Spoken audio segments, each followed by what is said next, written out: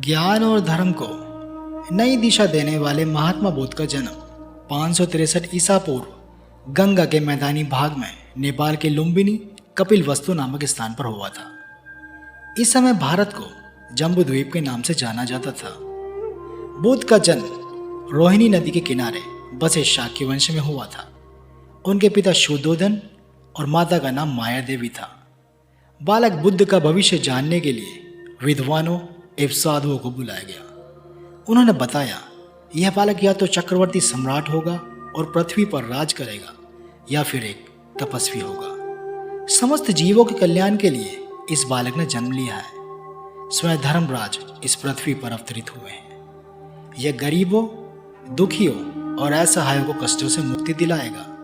विद्वानों और ब्राह्मणों ने बालक का नाम सिद्धार्थ रखा, जिसका अर्थ है वह बालक जिसका जन्म सिद्धि प्राप्ति के लिए हुआ हो। बौद्धिक और आध्यात्मिक विषयों में सिद्धार्थ की बहुत रुचि थी। इनके गुरु विश्वामित्र ने इन्हें वेद और उपनिषदों की शिक्षा दी। राज्यसभा की बैठकों और सभाओं में उपस्थित होकर इन्होंने शासन कला की शिक्षा ली। सिद्धार्थ सभी बच्चों की तरह चंचल नहीं थे। उनका बाल स्वभाव बड़ा ही उदासीन था। वह बचपन से ही वृक्ष के नीचे बैठकर दुनिया के रंग ढंग पर चिंतन किया करते थे। राजा शुद्धोधन को हमेशा सिद्धार्थ के गृहस्थ जीवन के त्याग की बात सताती थी। उन्होंने सिद्धार्थ को तमाम दुख, दर्द, कष्टों से दूर रखा। राजमहल में तमाम सुख सुविधाएं, भोग विलास की वस्तुएं सिद्धार्थ के लिए उपलब्ध कराई गई, ताकि सिद्धार्थ गृहस्थ जीवन को त्याग कर संन्यास न ले। 547 ईसा पूर्व 16 वर्ष की आयु में सिद्धार्थ का विवाह राजकुमारी यशोधरा से हुआ। यह विवाह इसलिए कराया गया ताकि सिद्धार्थ पारिवारिक मोह माया में बंध जाए और वो संन्यास ग्रहण न कर सके। परंतु सिद्धार्थ कभी भोग विलास की चीजों को अपने ऊपर हावी होने नहीं दिया। सिद्धार्थ अपनी पत्नी से ढेर सारी ज्ञान की बातें किया करते थे। उनका कहना था, पूरे संसार में केवल स्त्री ही पुरुष की आत्मा को बांध सकती है। इस बीच यशोधरा ने पुत्र राहुल को जन्म दिया। सिद्धार्थ महल में रहकर भी बाहरी दुनिया के बारे में चिंतन किया करते थे। इसी कारण भोग विलास की चीजों का आनंद उन्हें फीका लगता था तथा पारिवारिक मोह माया को कभी अपने लक्ष्य की प्राप्ति के मध्य नहीं आने दिया। कभी कभार सिद्धार्थ महल के बाहर घूमने के लिए निकलते थे ताकि वो दुनिया देख सके। एक बार उन्होंने रास्ते पर चलते एक वृद्ध कमजोर व्यक्ति को देखा जो झुककर चल रहा था। उसकी आंखें धसी हुई थी। यह दृश्य सिद्धार्थ के मन को काफी विचलित करने वाला था। इससे उन्हें दुनिया की दुखों का अंदाजा हो गया।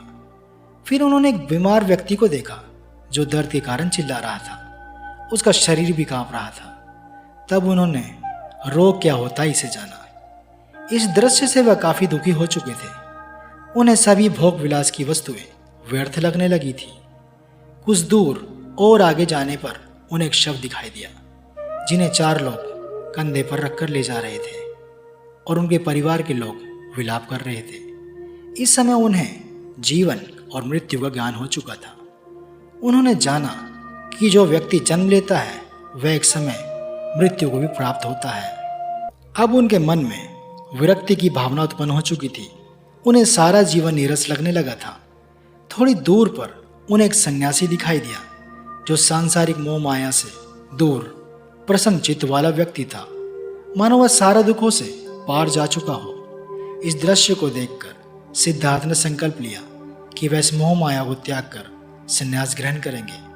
उसी रात्रि सिद्धार्थ ने अपनी पत्नी यशोधरा और पुत्र राहुल को छोड़कर सत्य की खोज में जंगल में चले गए ताकि दुनिया में सुख और शांति स्थापित कर सके। सिद्धार्थ परम सत्य और शांति की खोज में गया के समीप और विल्ल के जंगलों में पहुंच गए। वहां उन्होंने 6 साल तक कठोर तपस्या की, परंतु उन्हें ज्ञान की प्राप्ति नहीं हुई। तपस्या के दौरान उनका तेजस्वी शरीर नर कंकाल बन गया था, मानो मृत्यु उनके समीप हो। तभी जंगल के पास रहने वाले चरवाहे की एक बेटी सुजाता ने सिद्धार्थ को खीर खिलाई, जिससे उनके शरीर में खोई हुई शक्ति का वापस संचार हुआ। फिर सिद्धार्थ ने कठोर तपस्या का मार्ग त्यागने का निर्णय किया। 528 ईसा पूर्व पूर्णिमा की रात 35 वर्षीय सिद्धार्थ को पीपल के पेड़ के नीचे ज्ञान की प्राप्ति हुई।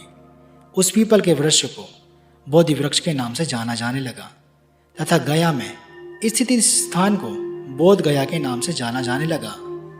महात्मा बुद्ध का उपदेश मानव जाति के हित के लिए था। उन्होंने अपना पहला उपदेश सारनाथ में दिया तथा वहाँ 5 मित्रों को अपना अनुयायी बनाया और उन्हें भी धर्म प्रचार के लिए भेज दिया। महात्मा बुद्ध ने सभी दुखों के कारण और निवारण के लिए अष्टांगिक मार्ग बताया तथा तृष्णा अर्थात इच्छा या आकांक्षा को सभी दुखों का कारण बताया। महात्मा बुद्ध ने अहिंसा का समर्थन किया, पशु हत्या का विरोध भी किया। महात्मा बुद्ध ने अग्निहोत्री तथा गायत्री मंत्र का भी प्रचार किया। महात्मा बुद्ध ने 483 ईसा पूर्व 80 वर्ष की आयु में अपने नश्वर शरीर को त्याग दिया और परमात्मा में विलीन हो गए। ज्ञान प्राप्ति के बाद का संपूर्ण जीवन इन्होंने मानव कल्याण के लिए लगाया। यह ज्ञान को केवल अपने तक सीमित नहीं रखना चाहते थे। इसी कारण उन्होंने अनेक उपदेश दिए तथा अपने ज्ञान को अमर कर दिया। गौतम बुद्ध ना ही इस जगत के निर्माता थे और ना ही कोई भगवान। महात्मा बुद्ध का कहना था कि सृष्टि का कोई भी व्यक्ति इस बुद्धत्व को प्राप्त कर सकता है। सच तो यह है कि बुद्ध भी एक साधारण इंसान थे। केवल उन्होंने अच्छे विचारों को पोषण और बुरे विचारों का त्याग किया। उन्होंने लोगों के जीवन में सुख शांति और कष्टों से मुक्ति के लिए अपने सभी सुख सुविधाएं और जीवन के आनंद को क्षण भर में त्याग दिया। इस त्याग, दृढ़ संकल्प और आत्मसमर्पण ने सिद्धार्थ को महात्मा बुद्ध बना दिया। इस सृष्टि पर महात्मा बुद्ध मानवता और मानव जाति की उन्नति की उच्चतम अवस्था है।